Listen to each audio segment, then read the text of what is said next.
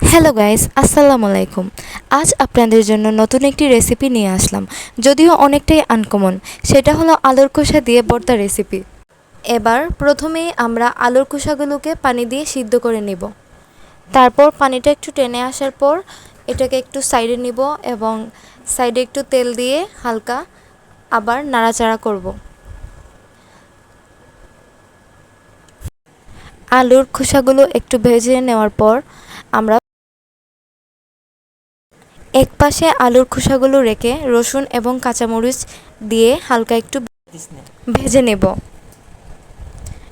এবার এগুলোকে ওই পাশে রেখে আবার আমরা কড়াই দিয়ে দিব চিংড়ি মাছ, আবার ওইগুলোকেও একটু ভেজে নেব। তারপর আলুর খোসা এবং রসুন কাঁচামরিচ তুলে নেব এক সাইড থেকে। তোলার পর ওই চিংড়ি মাছগুলো একটু হালকা লাল লাল করে ভেজে নেব। এখন চিংড়ি মাছগুলোকে একপাশে রেখে ওই কড়াই আরেকবার একটু তেল দেব। এই তেলে আবার শুকনো মরিচ এবং কালো জিরে দিয়ে একটু ভেজে আবার ওই শুকনো মরিচ আর চিংড়ি মাছগুলো আবার ভেজে নেব। ভাজার পর আবার এগুলো তুলে নেব একটা প্লেটে। তোলার পর আমরা একটা শিলপাটায় ওই কাঁচামরিচ আর শুকনো মরিচগুলো একটু বেটে নেব।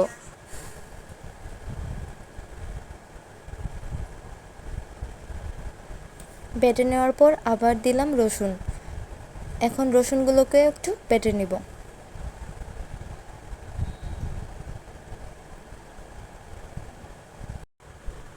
এখন আবার দিয়ে দিব ওই ভাজা আলুর খোসাগুলো, এগুলো আবার একটু বেটে নেব।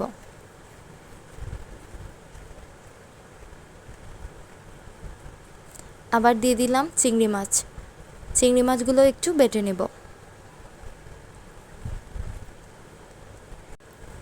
এখন আবার আমরা একটু পুনরায় বেটে নেব। বাটার পর দিয়ে দিলাম একটু লবণ। হয়ে গেল খুব অল্প সময়ের মধ্যে চটপট আলুর খোসা দিয়ে মজাদার ভর্তা রেসিপি। ভিডিওটি ভালো লাগলে অবশ্যই লাইক, কমেন্ট, শেয়ার করবেন।